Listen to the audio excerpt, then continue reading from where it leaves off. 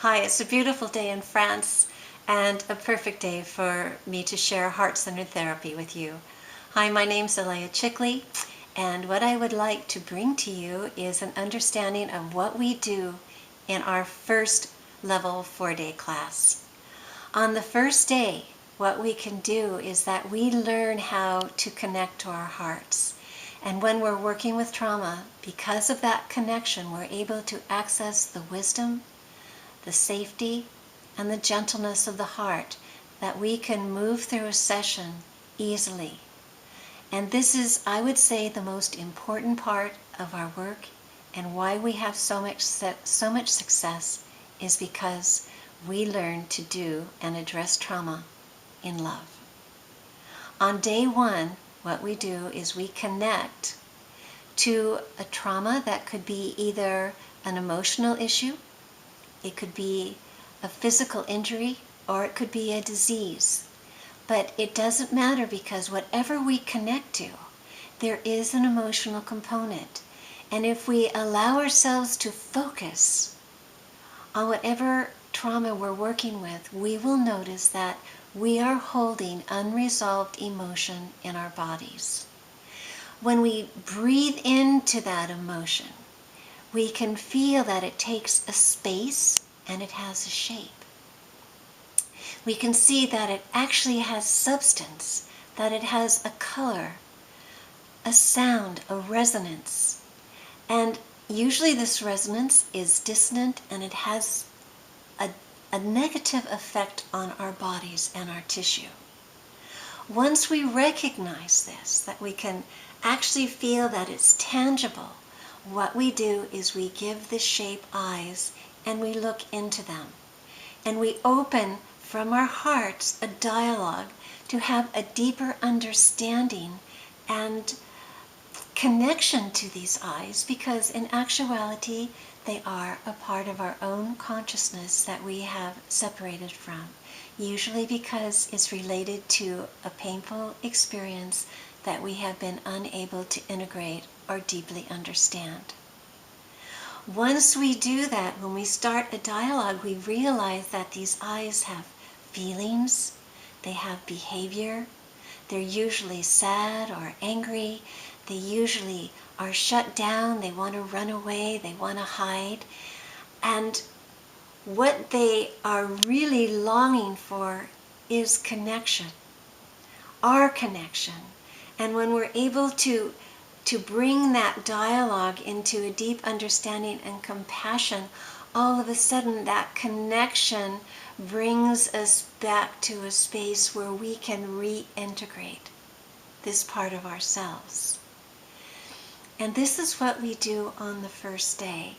And it's important because in this piece we learned that we can safely go inside and deeply feel ourselves, and perhaps feelings that we've never felt before.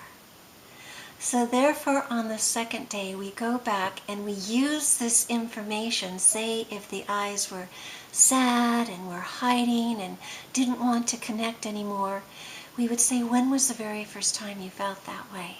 And it would take us to a time and place in our childhood where we had a trauma that we never integrated.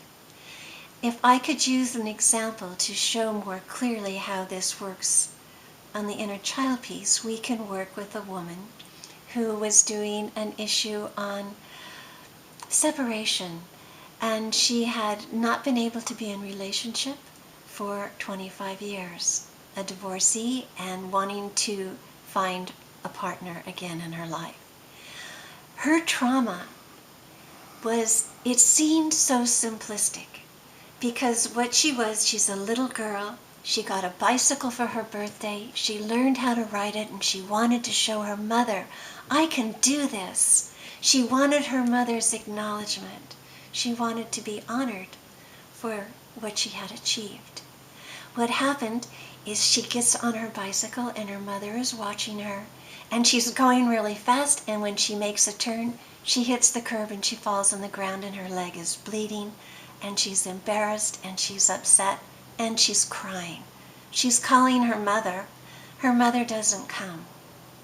Now, what's important is not that she fell and hurt her leg, or not that her mother didn't come, but what was important is, what did this mean to this little girl? To this little girl, in that moment, she made a decision: I'm not important. I'm not worth it. If my mother doesn't love me, then who can I entrust? In her decision, she decided that she would make it in life on her own. When we looked at how this played out in her life, she could see she married very young. She was pregnant. Her husband left her before her baby was born. She raised her baby by herself.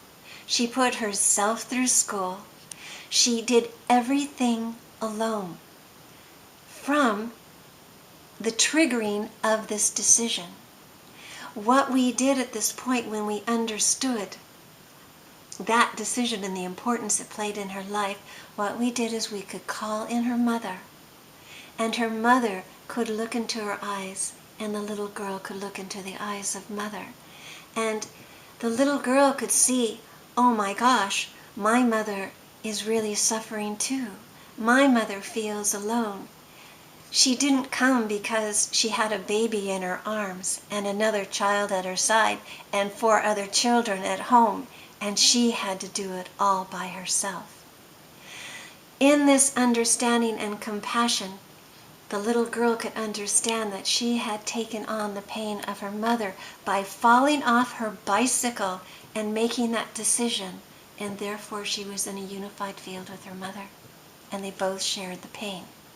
Now, what's important is, if we go back in time, that we can go back in through her ancestry. We found out that actually in Eastern Europe, she was a part of an aristocratic family.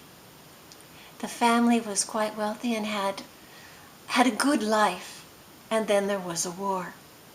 And in this war, the family was threatened, and it's unclear what happened to the parents, but the parents had 2 children, and she was connecting to the little girl of those parents. Now, this little girl and her brother were sent away to a family that she did not know, and she was separated from the family. She no longer had the love connection of her mother and father, and that little girl had to make a decision that she was going to survive. She was going to be strong enough that the pain of losing her family and her life was not going to destroy her. And she stood strong, and she did survive. And that decision was passed down through the family. And that same decision and that same pain of loss was alive inside of this woman. And once she could see this, and once she could clear it in herself, understand the trials of her mother and how her mother too needed healing, she was able to clear that energy, hold the space for her mother, and to clear the entire lineage. And then she was able to step into the transformation. Within a year and a half, she was married, in partnership again, and she is sharing love and life, and she is not doing it alone.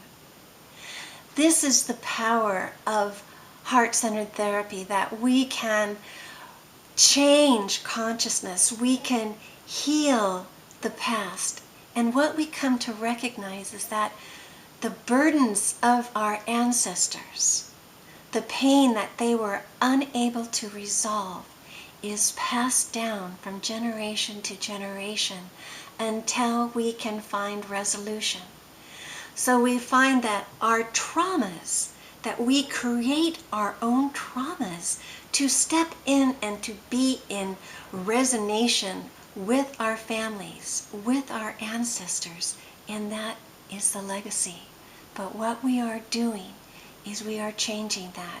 We are healing that, so that what we can receive is a healthy consciousness. We can connect to the true gifts and the legacy of our ancestors, and we can be free to be who we are in our lives, to access our gifts, our souls, and our commitment to ourselves. And in that, there is a freedom for ourselves and for our families. It's a great gift.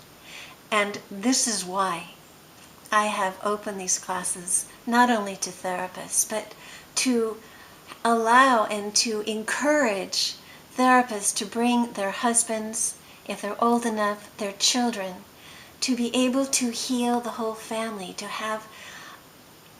to share this understanding and this experience of what our true possibilities are. Because when we see from our heart that we all share the same legacy, it just brings a resolution of heart, of love, and a unification of family that we are all longing for. So I hope that in your heart, if you feel called, that we will see you in Heart Center Therapy 1 upcoming. Lots of love to you and thank you on this beautiful day in France.